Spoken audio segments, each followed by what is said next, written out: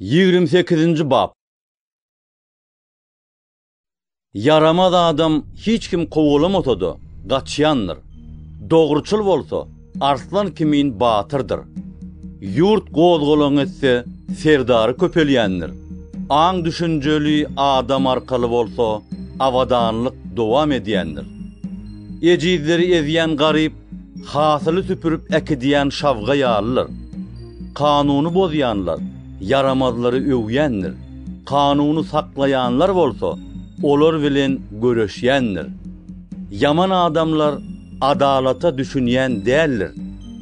Rebbi ağtarayanlar bolsa, ona dolu düşünyendir. Sadık yolla geziyen garip, egri yollan yürüyen baydan yaxşıdır.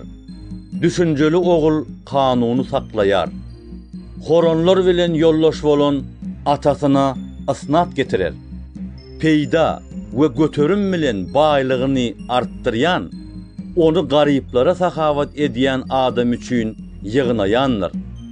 Kim kanunu dinlemezlik üçün kulağını dıkyan bolsa, onun Hudaydan dilegi de yigirencidir. Kim doğruçulları yaman yolu çekyen bolsa, öz gadan korpunu özü yıkılar.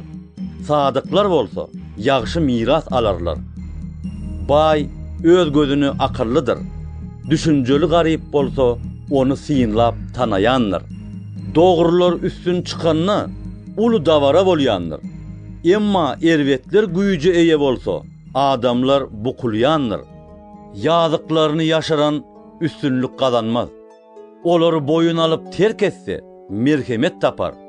Mıdama repten korkuyan adam ne hili bağıtlı? Yüreğini qataldayan bolsa, bela uçurayar. Eciz halkın yaramaz hükümdarı, arlayan arslan, toplayan ayı yağılır. Düşüncesiz hükümdar, juda zalimdir.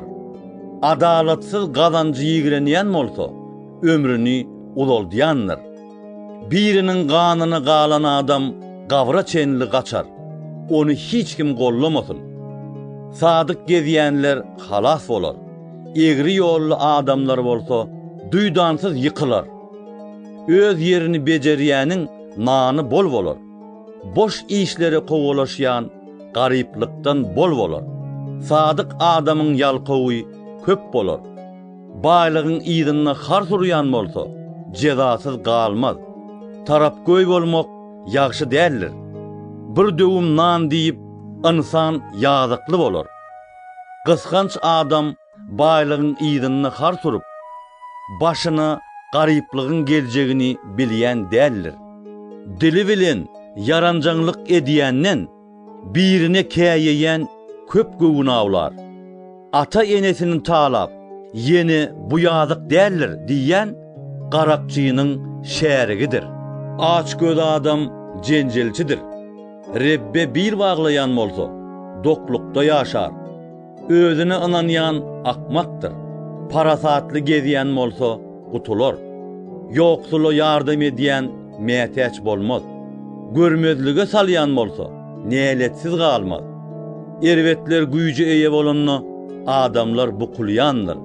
Olur helak bolanna bolsa, doğruçullar güýçlenýändir.